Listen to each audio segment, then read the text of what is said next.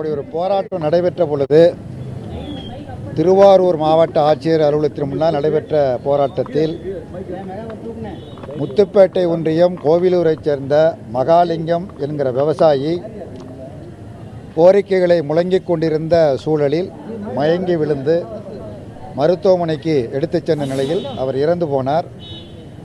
அதையொட்டி மேலும் போராட்டம் தமிழகம் தழுவிய முறையில் தீவிரமான முறையில் நடைபெற்ற நிலையில்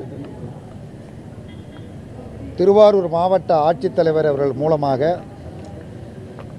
அமைச்சர் பெருமக்கள் தமிழ்நாடு அரசின் மூலமாக பேசி போராட்டத்தை ஒத்திவைத்து அரசுடன் பேசுவதற்கு வாருங்கள், இதற்காக தனியாக அமைச்சர்கள் குழு ஏற்பாடு செய்யப்பட்டிருக்கிறது.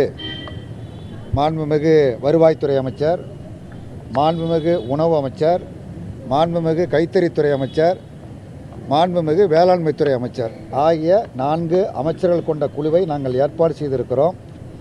ஆகவே உங்களுடைய கோரிக்கைகள் குறித்து பேசுவதற்கும் விவாதிப்பதற்கும் முடிவெடுப்பதற்கும் ஒத்துழைக்கக்கூடிய வகையில் போராட்டத்தை ஒத்திவைக்க வேண்டும் என்று கேட்டுக்கொண்டார்கள். அந்த அடிப்படையில் 27ஆம் தேதி போராட்டத்தை ஒத்திவைத்து இன்றைக்கு அவர்கள் குறிப்பிட்ட இந்த நேரத்தில் 2 சங்கங்களின் சார்பில் மாநில நிர்வாகிகள், முன்னாள் சட்டமன்ற நாடாளுமன்ற உறுப்பினர்கள் கொண்ட 10 பேர் கொண்ட குழு இன்றைக்கு பேச்சுவார்த்தைக்கு வந்தோம். அரசு அறிவித்தபடி 4 அமைச்சர்களும் இந்த பேச்சுவார்த்தையில் கலந்து கொண்டு ஏறத்தாழ 1 மணி நேரம் நாங்கள் குறிப்பிட்டு வலியுறுத்தி கூறிய கோரிக்கைகளை செவிமடுத்து கேட்டார்கள். குறிப்பாக காவிரி நதிநீர் பிரச்சனையில் ஏற்கனவே நம்முடைய மறைந்த முன்னாள் முதலமைச்சர், மாண்புமிகு முதலமைச்சர் அவர்கள், மறைந்த முதலமைச்சர் அவர்கள் மிக கடுமையான சட்ட ரீதியான போராட்டங்களை நடத்தி காவிரி அந்த இறுதி தீர்ப்பை அரசில் வெளியிடச் செய்வதில் அவர் மிகப்பெரிய பங்களிப்பு செய்திருக்கிறார் என்பது ஒரு மறுக்க முடியாத உண்மை. அதைத் தொடர்ந்து மீண்டும் நீதிமன்றத்திற்கு சென்று காவிரி மேலாண்மை வாரியம், காவிரி ஒழுங்காற்று குழுவுகள் அமைக்க வேண்டும், கர்நாடகத்திடமிருந்து தண்ணீர் பெற வேண்டும் என்ற போராட்டத்தில் உச்சநீதிமன்றத்தில் ஈடுபட்ட பொழுது உச்சநீதிமன்றம் தீர்ப்பளித்தும் கர்நாடகம் தண்ணீர் தரவில்லை. அதேபோல் மத்திய அரசாங்கம் காவிரி மேலாண்மை வாரியத்தை அமைக்கவில்லை.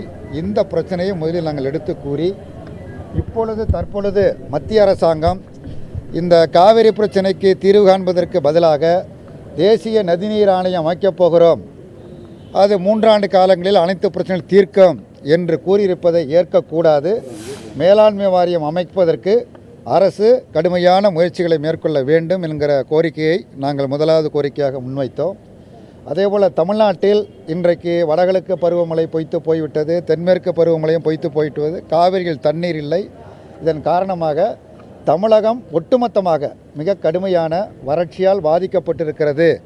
ஆகவே வறட்சியால் பாதிக்கப்பட்ட மாநிலமாக தமிழகத்தை அறிவிக்க வேண்டும் என்ற கோரிக்கையை நாங்கள் முன்வைத்தோம். அதுவே கடந்த காலத்தில் குறிப்பாக மறைந்த முதலமைச்சர் அவர்கள் கடந்த 2013ஆம் ஆண்டு தமிழ்நாட்டை சென்னை உள்பட வறட்சியால் பாதிக்கப்பட்ட மாநிலமாக அறிவித்து பல்வேறு நிவாரண நடவடிக்கைகளை போர்க்கால அடிப்படையில் மேற்கொண்டார்கள். அதை நினைவு கூர்ந்து அதை போன்று தற்போதும் நீங்கள் அறிவிக்க வேண்டும் என்று அவர்களிடத்தில், அமைச்சரிடத்திலே நாங்கள் வலியுறுத்தி கூறியிருக்கின்றோம். அதேபோல் தமிழ்நாட்டில் தொடர்ச்சியாக ஒரு அவநம்பிக்கையின் காரணமாக நம்பிக்கை இழந்த சூழலில் காவிரியில் தண்ணீர் இல்லை, மழையும் பெய்யவில்லை, குளங்குட்டில் தண்ணீர் இல்லை, பயிர்கள் கருகி எல்லாம் இறந்து கொண்டிருக்கிறது, கருகி போய்விட்டது. ஆடு மாடுகளை விட்டு மேய்க்க வேண்டிய ஒரு மோசமான அவலமான நிலைமை இன்றைக்கு ஏற்பட்டிருக்கிறது. ஆகவே எதிர்காலமே இல்லை என்கிற நிலையில் விவசாயிகள் தற்கொலை செய்து கொண்டும் அதிர்ச்சியாலும் மாரடைப்பாலும் இன்று வரையில் மரணமடைந்து கொண்டிருக்கிறார்கள். இந்த எண்ணிக்கை ஏறத்தாழ 45ஐ தாண்டிவிட்டது. அது எங்களுக்கு கிடைத்த அடிப்படையில் பட்டியலே போட்டு கொடுத்துருக்கிறோம். எந்தெந்த மாவட்டத்தில் எந்தெந்த கிராமத்தைச் சேர்ந்த எந்த விவசாயி என்ன வயசு உள்பட பட்டியல் போட்டு விரிவாக கொடுத்துருக்கிறோம்.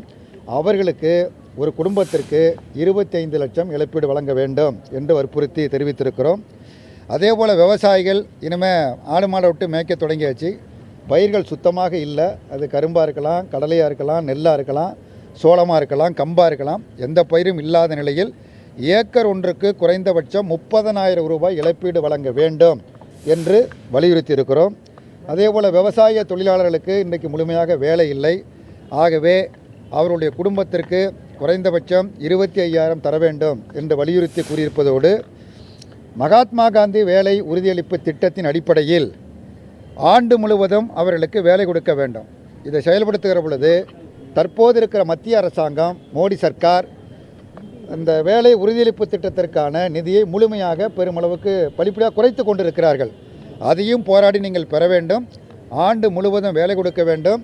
தினக்கூலியாக ரூபாய் 400 வழங்க வேண்டும் என்ற கோரிக்கையை நாங்கள் வலியுறுத்தி சொல்லியிருக்கின்றோம். அதேபோல் விவசாயிகள் பெற்றிருக்கிற கடன், அது சிறு விவசாயியா, பெரு விவசாயியா, நடுத்தர விவசாயியா என்ற வேறுபாடு வித்தியாசம் இல்லாமல் நிச்சயமாக கடனை திருப்பி செலுத்த முடியாது.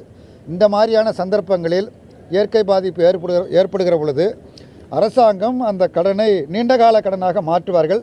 அவ்வாறு செய்வதனால் எந்த பயனும் இல்லை. முழுமையாக ரத்து செய்ய வேண்டும் என்ற கோரிக்கையை வலியுறுத்தி சொல்லியிருக்கின்றோம். அதேபோல் சென்ற ஆண்டு கொடுக்க வேண்டிய அந்த காப்பீட்டு தொகை அது இன்னும் வழங்கப்படாமல் இருக்கிறது. இப்படிப்பட்ட ஒரு கடுமையான நெருக்கடியில் அவைகளை உடனடியாக வழங்க வேண்டும் என்ற கோரிக்கையை வலியுறுத்தி இருக்கின்றோம். கரும்பு விவசாயிகளுக்கு கடந்த 2-3 ஆண்டு காலமாகவே சர்க்கரை ஆலைகள், தனியார் சர்க்கரை, அரசு சர்க்கரை ஆலை இல்லை, கூட்டுறவு சர்க்கரை ஆலை இல்லை, தனியார் சர்க்கரை ஆலைகள் அரசாங்க நிர்ணயித்த விலையை கொடுக்காமல் பாக்கி வைத்திருக்கிறார்கள். அந்த தொகையை உடனடியாக அரசு ஏற்கனவே முயற்சி எடுத்திருக்கிறது. இருந்தாலும் அதை பெற்றுத்தரவில்லை. அதை உடனடியாக முழுமையாக பெற்றுத்தர வேண்டும் என்ற கோரிக்கையை வலியுறுத்தி கூறியிருக்கின்றோம். அதேபோல் இந்த ஆண்டு கரும்புக்கான டன் ஒன்று விலை மத்திய அரசாங்கம், மாநில அரசு கூடுதல் போனஸ் மாதிரி அறிவிச்சிருக்கிறாங்க. அது போதுமானதல்ல. ஒரு டன் ஒன்றுக்கு 4,000 ரூபாய் என விலை நிர்ணயம் செய்ய வேண்டும் என்கிற கோரிக்கையும் வலியுறுத்தி இருக்கிறோம். அதே போல் பொழுது கடுமையான கோடை, இப்படிப்பட்ட ஒரு சூழலில் ஏரி, குளங்கள், குட்டைகள், ஆறுகள், பாசன வடிகால், வாய்க்கால்கள் இவைகளை எல்லாம் தூர்வார வேண்டும். மழைநீரை சேமிப்பதற்குள்ள நடவடிக்கை எடுக்க வேண்டும் என்ற கோரிக்கையை முன்வைத்திருக்கிறோம். அதே போல் கிராமப்புறங்களில் இன்றைக்கு மண்ணெடுக்க முடியாத ஒரு தடை உள்ளது. என்னுடைய சொந்த நிலத்தில் நான் அந்த மண்ணை எடுத்து தென்னை மரத்திற்கோ அல்லது மற்ற பணிகளுக்கோ பயன்படுத்துவதற்கு அனுமதி கிடையாது. தாசில்தாரிடம் சென்று அனுமதி பெற வேண்டும். அவர் அனுமதி கொடுக்க மறுக்கிறார். அப்படி மீறி எடுத்தால் எங்களுடைய டிராக்டர்கள் மற்றவைகள் எல்லாம் பறிமுதல் செய்யப்படுகிறது. இந்த தடை நீக்கப்பட வேண்டும் என்ற கோரிக்கையை வலியுறுத்துகிற அதே நேரத்தில் இந்த ஆற்று மணல் கொள்ளையை, தமிழ்நாடு முழுவதும் இருக்கிற ஆற்று மணல் கொள்ளை முற்றிலுமாக தடுத்து நிறுத்தப்பட வேண்டும் என்ற கோரிக்கைகளை முன்வைத்திருக்கிறோம். ஆறுகளில் தூர்வாருகிற பொழுது கோரிக்கை பூரா சொல்லிட்டு சொல்கிறேன். இந்த ஆறுகளில் தூர்வாருகிற பொழுது, அதாவது கீழ்ப்பகுதியிலிருந்து, கடலோடு இணைந்திருக்கிற அந்த கீழ்ப்பகுதியில் இருந்து தூர்வாருவதற்கு நடவடிக்கைகளை மேற்கொள்ள வேண்டும். அதே போல் முகத்துவாரங்களை தூர்வார வேண்டும். பயிர் இன்சூரன்ஸு அந்த தனியார் இடத்தில் கொடுக்கக்கூடாது. மத்திய சர்க்கார் இப்போ தனியார் இடத்துல கொடுத்துட்டாங்க. மத்திய சர்க்கார் இப்போ எதை எடுத்துக்கொண்டாலும் தனியார் இடத்தில் தாரை வார்ப்பதான் கவனமாக இருக்கிறது. தனியார் இடத்தில் கொடுக்கக்கூடாது. அது அரசாங்கமே அதனுடைய பொறுப்பில் அதை செயல்படுத்த வேண்டும் என்ற கோரிக்கை. அதே போல் பொங்கலுக்கு சென்ற ஆண்டு ஏழை எளிய மக்களுக்கு, விவசாயிகளுக்கு, தொழிலாளர்களுக்கெல்லாம் கரும்பு, அரிசி, சர்க்கரை இவைகளெல்லாம் பரிசாக கொடுக்கப்பட்டது. அது இந்த ஆண்டும் கொடுக்க வேண்டும் என்கிற கோரிக்கையும் வலியுறுத்தி சொல்லியிருக்கிறோம். பேரிடர் நிதி வழங்குவதில் மத்திய அரசாங்கம் பல்வேறு விதமான நிபந்தனைகளை விதித்து கொடுக்காமல் இருப்பதற்கு என்ன செய்ய வேண்டுமோ அதற்குரிய முயற்சியை மத்திய அரசாங்கம் ஈடுபடுகிறது. அதையெல்லாம் மீறித்தான் கடந்த காலத்தில் முதலமைச்சராக இருந்த ஜெயலலிதா அவர்கள் மீறித்தான் பல காரியங்களை செய்தார்கள். இப்பொழுதும் மத்திய சர்க்காரிடம் இந்த தடைகளை நீக்குவதற்குள்ள நடவடிக்கை எடுத்து மத்திய அரசாங்கத்திடமிருந்து உரிய நிதிகளை பெற வேண்டும் என்ற கோரிக்கைகளை வலியுறுத்தியிருக்கிறோம். அதேபோல் மாநில அளவில், தேசிய அளவில் நதிகள் இணைப்பது ஒரு புறம் இருந்தாலும் மாநில அளவில் நதிகளை இணைக்க வேண்டும் என்பது ஏற்கனவே மாநில அரசால் அறிவிக்கப்பட்டிருக்கிறது. அவைகளை உடனடியாக செயல்படுத்துவதற்குள்ள நடவடிக்கைகளை மேற்கொள்ள வேண்டும் என்ற கோரிக்கையை முன்வைத்திருக்கிறோம். இப்பொழுது விலையில்லா அரிசி தமிழ்நாடு அரசாங்கம் 20 கிலோ என்ற அளவில் கொடுத்து கொண்டிருக்கிற சூழலில் கடுமையான வறட்சி நிலவுகிற காரணத்தினாலும் வேலைவாய்ப்புகள் இல்லாத ஒரு சூழ்நிலையிலும் அதை 30 கிலோவாக நாள் ஒன்றுக்கு 1 கிலோ என்கிற அடிப்படையில் வழங்க வேண்டும் என்கிற கோரிக்கைகளையும் முன்வைத்திருக்கிறோம். அதேபோல் இன்றைக்கு பல விவசாயிகள் ஆறுகளில் தண்ணீர் இல்லாத காரணத்தினால் புதிதாக போர் போடுவதற்குள்ள முயற்சிகளை மேற்கொண்டிருக்கிறார்கள். மின் இணைப்பு இல்லாமல் இருக்கிறது. ஏற்கனவே அந்த மாதிரியான மோட்டார்களுக்கு மின் இணைப்பு கிடைக்கவில்லை. அந்த மின் இணைப்புகளை உடனடியாக வழங்குவதற்குள்ள ஏற்பாடு செய்ய வேண்டும் என்ற பல்வேறு கோரிக்கைகளை ஏறத்தாழ 1 மணி நேரம் இந்த கோரிக்கைகள் எல்லாம் அமைச்சரிடத்தில் விளக்கி கூறினோம். நேரடியாக விண்ணப்பத்தையும் இந்த கோரிக்கையில் அடங்கிய விண்ணப்பத்தையும் வழங்கியிருக்கின்றோம்.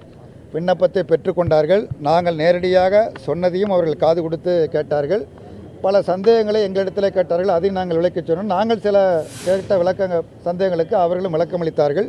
அவர்கள் இறுதியாக சொன்னது, இந்த நிலைமைகள் அனைத்தையும் நாங்கள் நன்கு உணர்ந்தவர்கள். தமிழ்நாட்டில் இப்பொழுது வறட்சியாக பாதிக்கப்பட்டிருக்கிறது என்பதை நாங்கள் முற்றிலும் உணர்ந்திருக்கிறோம். ஏனென்றால் வடகிழக்கு பருவமழை பொய்த்து போய்விட்டது பொய்யான செய்தி அல்ல, அது எல்லோருக்கும் தெரிந்த ஒன்று. அதேபோல் காவிரி தண்ணீரும் கிடைக்கவில்லை, கடுமையான பாதிப்பு இருக்கிறது. இந்த சூழ்நிலைகளை நாங்கள் நன்கு அறிவோம். நாங்கள் மாண்புமிகு இன்னும் மற்ற அமைப்புகளும் வந்து எங்களிடத்தில் கோரிக்கை மனுக்களை எல்லாம் கொடுத்திருக்கிறார்கள். அவை எல்லாத்தையும் ஒட்டுமொத்தமாக மாண்புமிகு முதலமைச்சர் அவர்களிடத்திலே கலந்து பேசி விரைவாக, ஏன்னா மாண்புமிகு முதலமைச்சர் அவர்கள்தான் இந்த குழுவை அமைத்த 4 பேர் கொண்ட குழுவை அவர்கள் தான் அமைத்திருக்கிறார்கள்.